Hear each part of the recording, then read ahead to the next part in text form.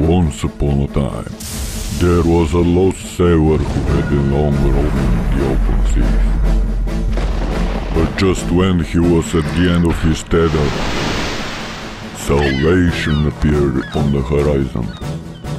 Filled with hope, he set out for land, totally oblivious to the kind of place he was headed to.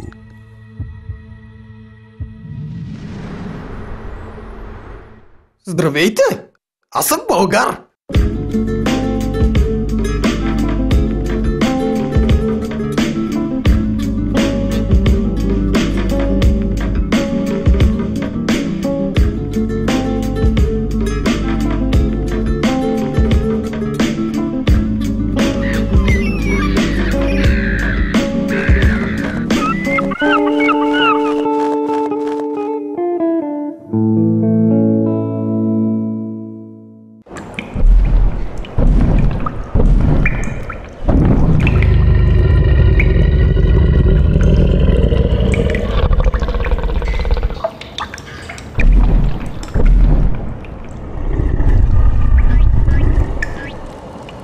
Бягай!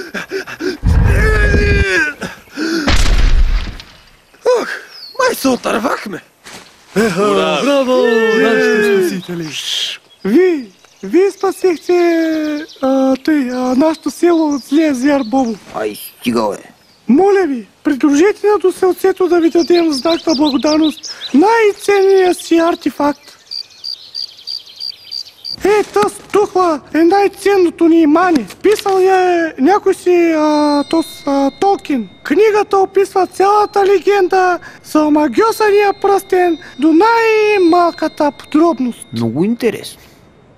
Много давна, преди 1 година, боляринът на Велико Търново решил да омъжи дъщеря си. Дъще, реших да те омъжа. О, тате! Но когато царят обявил, че се търси мъж за нея, не останали много желаещи. Принцесата била съкрушена. Тогава боляринът за помощ помолил великия магьосник Велико. Той създал пръстен по-могъщ от този на Фродо. С този пръстен принцеса Михаела можела да се избере който си поиска мъж от Велико Търново за свой съпруг. Нужно било само да го сложи на пръста му и то щял да се влюби в нея. За нещастие обаче тя искала да го даде на местния тарикат Робин Худ. По-добре да избудат очите ми и да продадат майка ми. И така и станало. Очите му били избодени, а майка му била продадена. Но Робин Худ успял да се измъкне. Без очи, но не и с празни ръце. My precious. Минали месеци. Кралят бил бесен, а Робин Худ жаден за мъст. Тогава дошъл ред на най-великата битка, виждана някога на Средната земя. И някакси в суматохата това, което никога не се споменава, било загубено завинаги. И всичко щеше да бъде наред, ако по-рано великият магьосник Велико не бе казал самоуверено: ако нещо се обърка, да се вкаменя като трол. За нещастие проклятието го застигнало в неподходящ момент. А така вкаменен, нямало как да създаде нов пръстен за принцесата. Тогава боляринът повикал най-добрите ученици на Велико, а именно добрият магьосник Магьосничко и Айзък, злият магьосник. И им казал, че който превърне пръстенът, ще стане най-великият магьосник на Търново.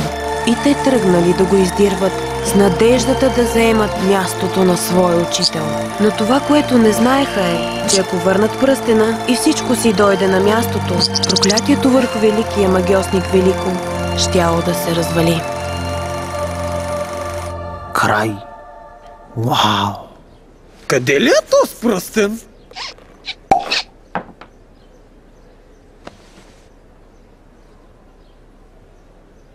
Живи и здрави да сте, до година пак елате, ще направим много агни, пира ще пиме, ракия има, всичко, което кажете, той ще направи.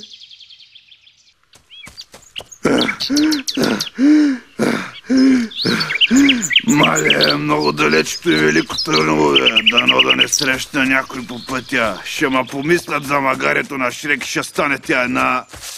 Я, магари, ще го ясне, ще го яза до Велико Търново.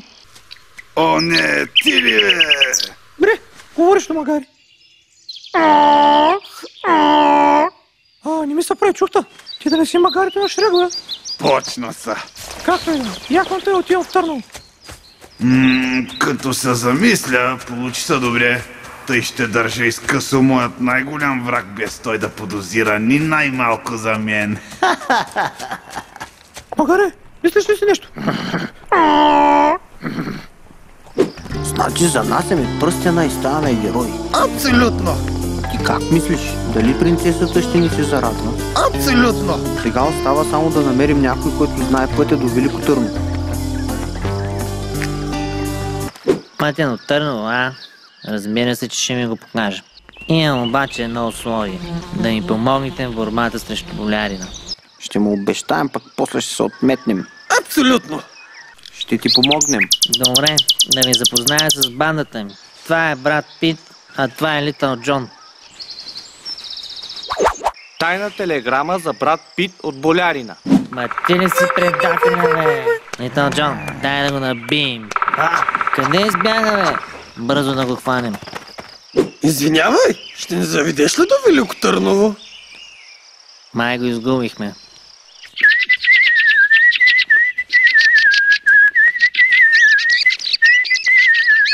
Кой си ти, бе? Да не си ти тая шпиони? Да, аз съм Том Круз от мисията невъзможна. Май тъпе се! Аз съм си!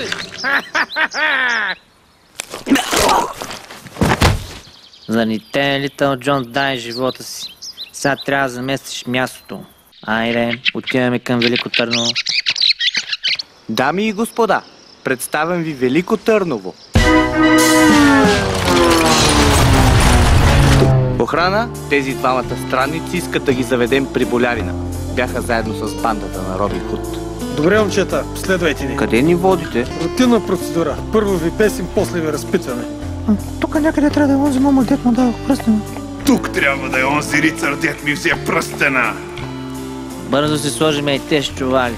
Що е? Те не разпознаят ли? Не, така е по-кинаджийско. Дами и господа, пригответе се да видите екзекуцията на тези двама грешници от бандата на Робин Худ. Я, това са моите хора. О, момъка! Рицаря! Тата е коня красив момък, дето ще го бесят. Последно желание? Всъщност да. Искам да дам нещо на принцесата. Пръстена! О, не, трябва бързо да ги спася. Робин!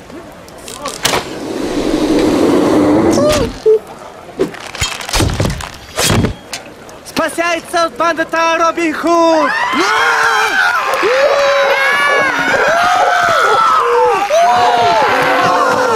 Робин Худ, този път няма да се измъкнеш лесно. Никой не може да спре. Просто нападна някъде тук. Магиосници! Ще залегни да не те открият бандитите на Робин Худ. Ето го пръстена. Ето го! Момчета, този пръстен е мой! Принцесо, Странни момко. и в най-смелите си мечти не си представях, че сте толкова красива. Няма да се дам толкова лесно.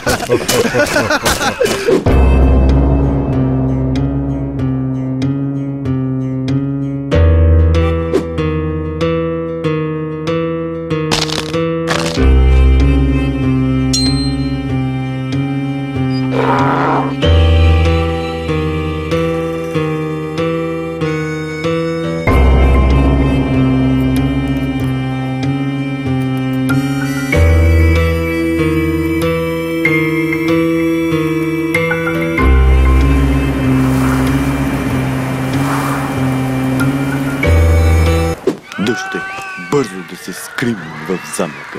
Но, тате, аз се влюбих в Аспарух. Елате с мен. Попе, венчай ги те с двамата.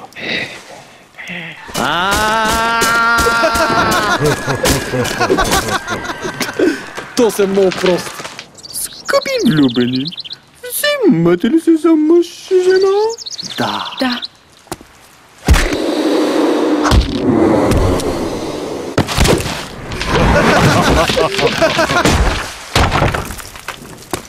Пръстена.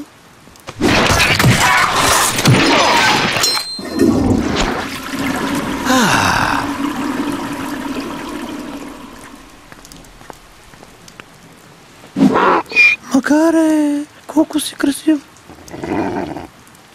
Чуйте всички, дъщеря ми се омъжи. Това е най-щастливият ден в този епизод. Робин, приятел, вече не ти се сърдя, защото всички приятели на зетя са и мои приятели. От сега нататък всички сме приятели. Добре. Айде, идвайте в двореца да отпразнуваме този славен ден. Радвам се, когато всичко свърши добре. И да не забравяме, живели щастливо до края на дните си. Обичам те!